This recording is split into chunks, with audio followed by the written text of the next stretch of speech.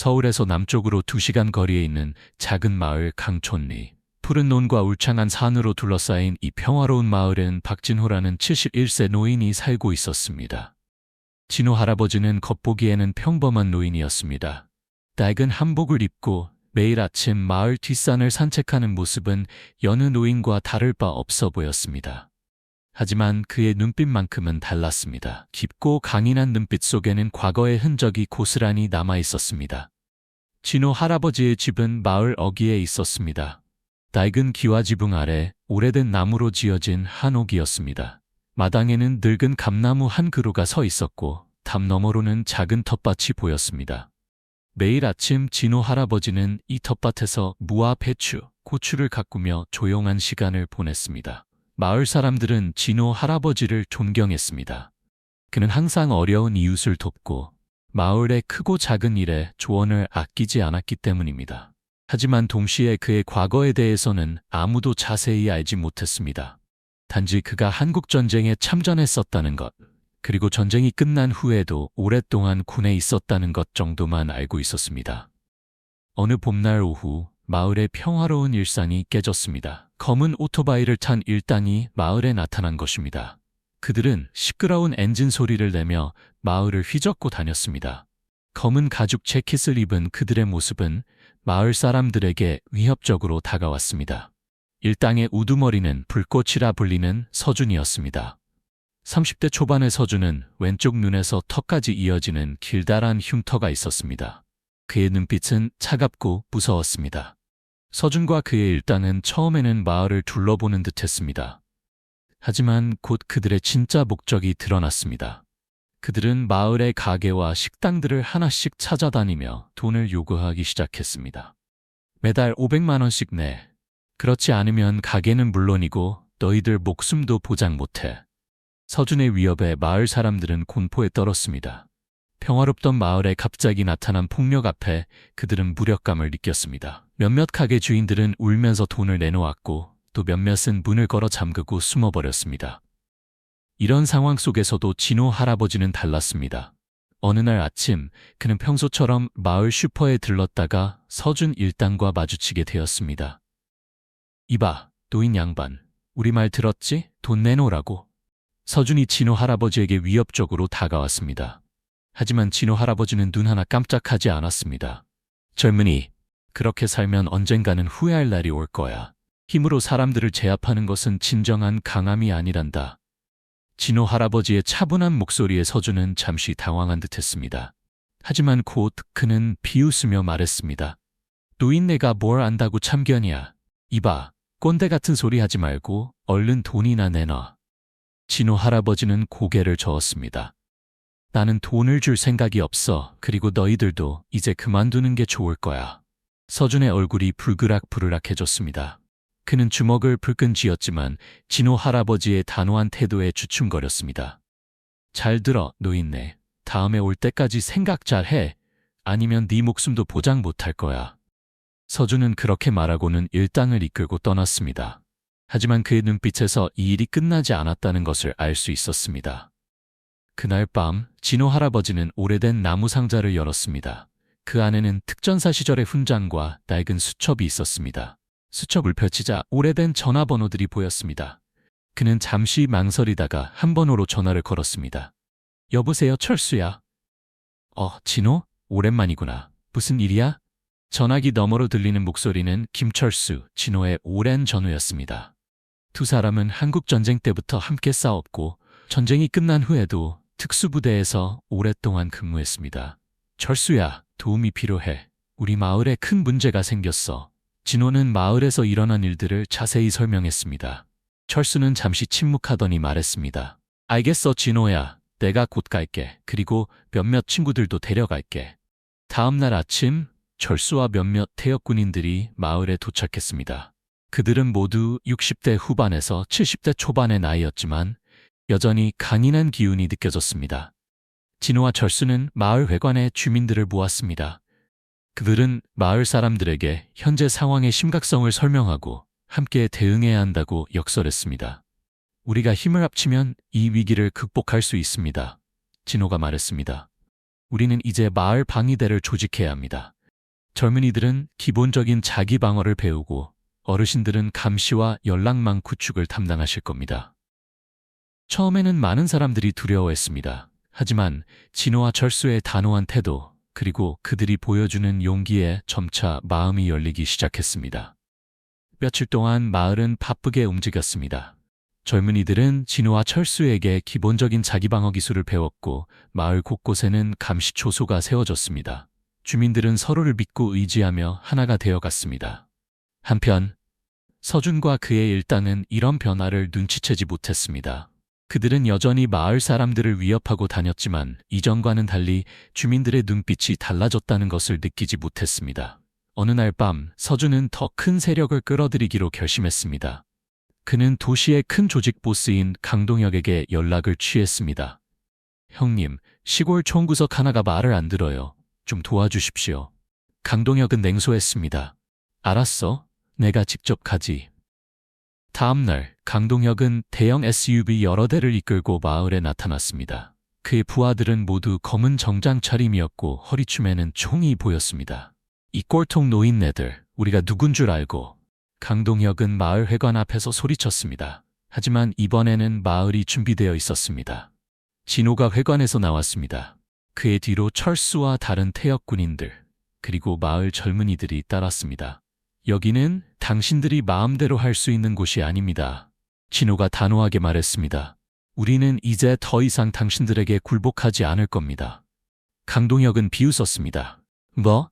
이 늙은이들하고 촌뜨기들이 우리한테 맞서겠다고? 우습군. 그는 부하들에게 명령했습니다. 쓸어버려.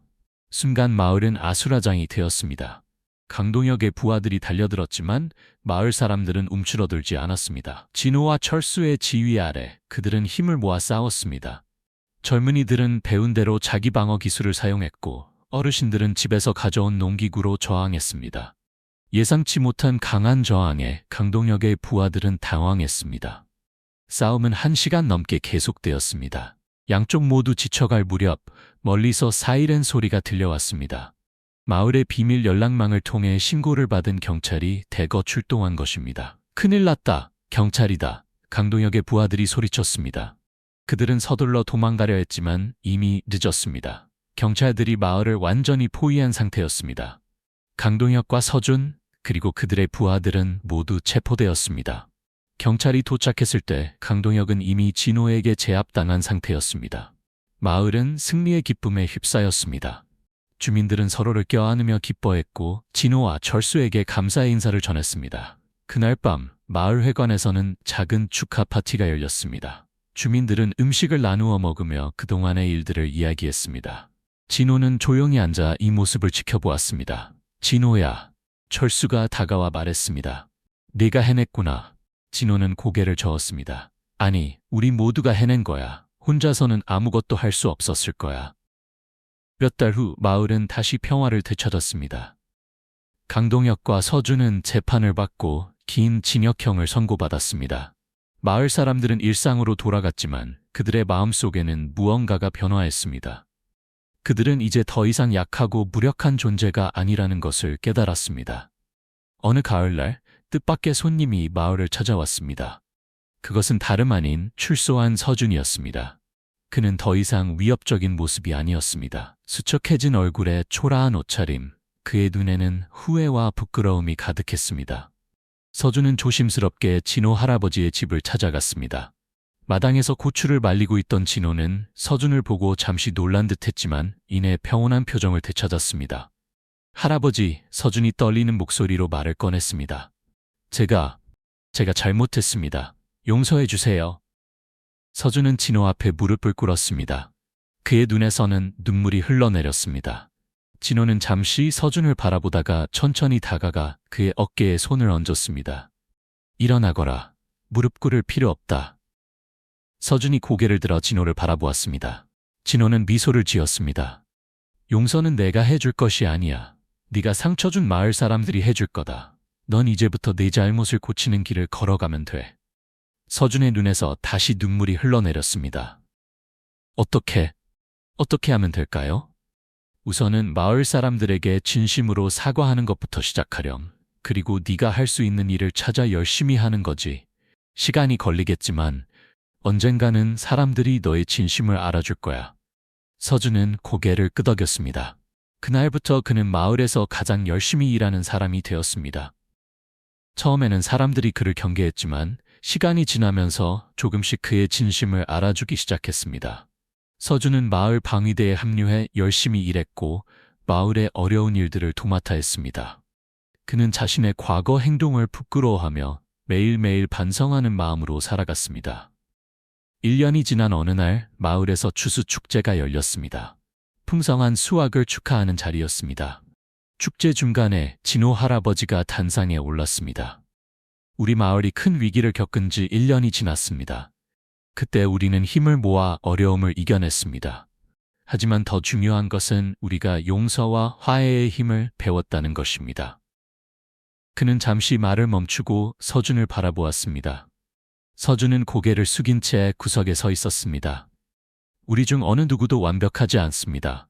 우리는 모두 실수를 합니다. 하지만 중요한 것은 그 실수를 인정하고 바로잡으려는 노력입니다.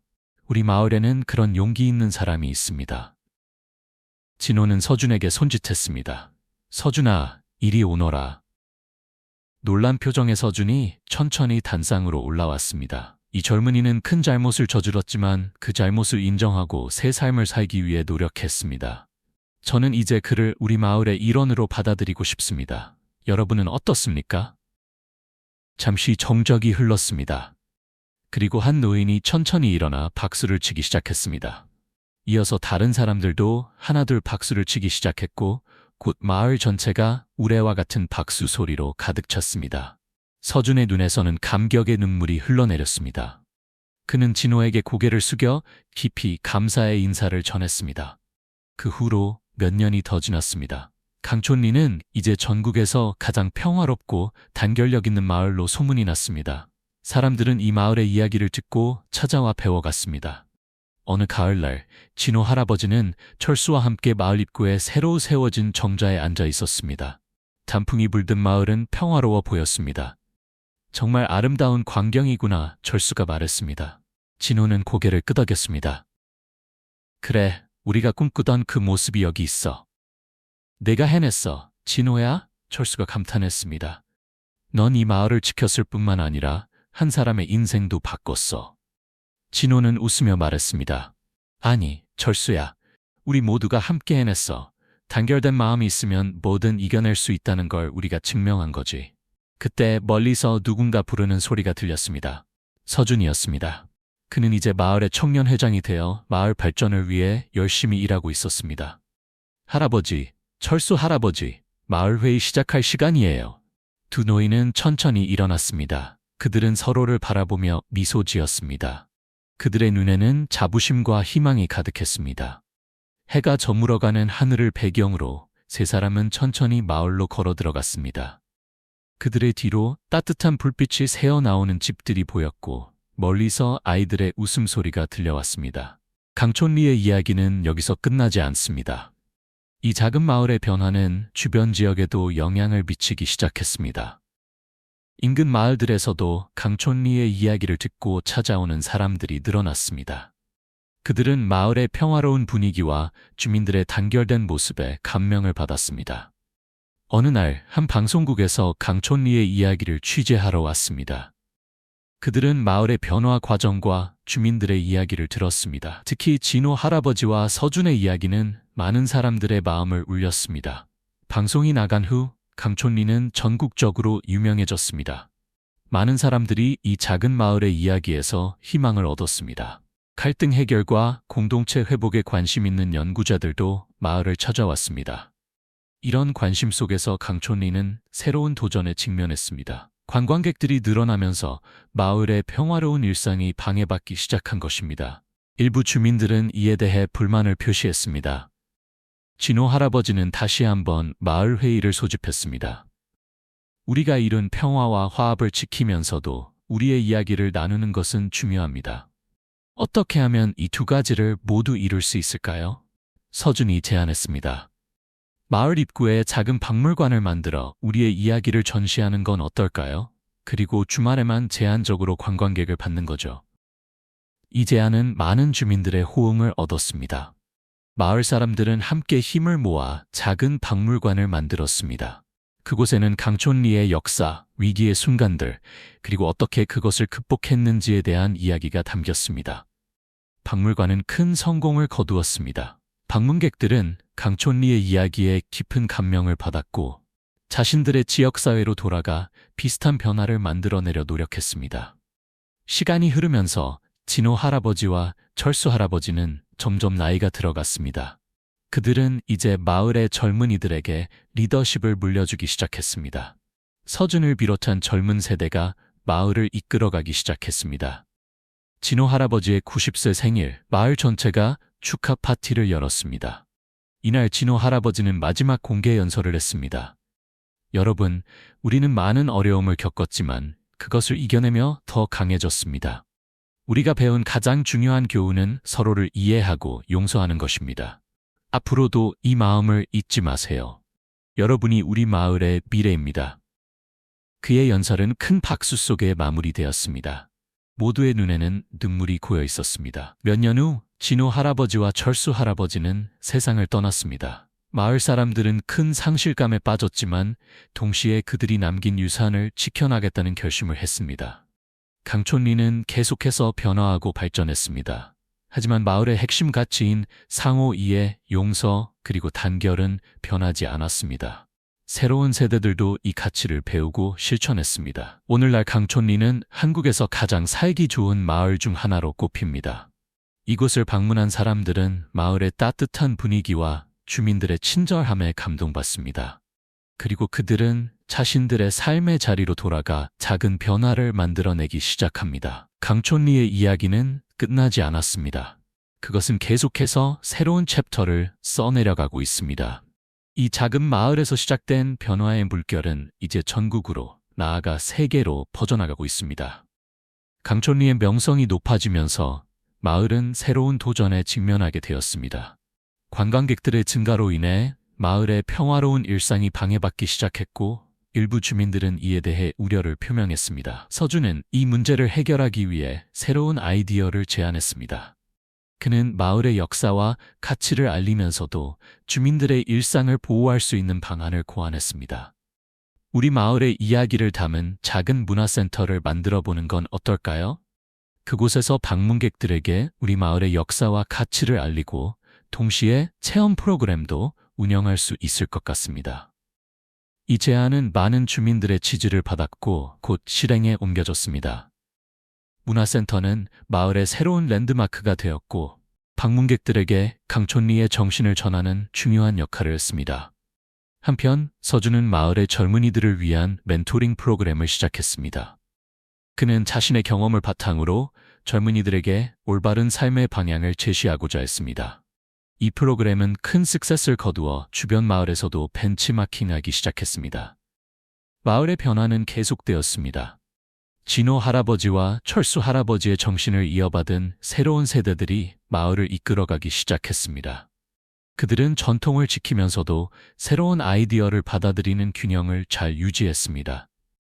강촌리는 이제 단순한 농촌 마을이 아닌 사회혁신의 모델이 되었습니다. 정부와 학계에서도 이 마을의 변화 과정에 주목하기 시작했고 강촌리의 사례를 연구하기 위해 많은 사람들이 찾아왔습니다. 그러나 모든 것이 순탄하지만은 않았습니다. 마을의 성공이 알려지면서 외부 자본이 유입되기 시작했고 이는 마을의 본질을 해칠 수 있는 위험 요소가 되었습니다. 서준과 마을 리더들은 이 문제를 해결하기 위해 고심했습니다.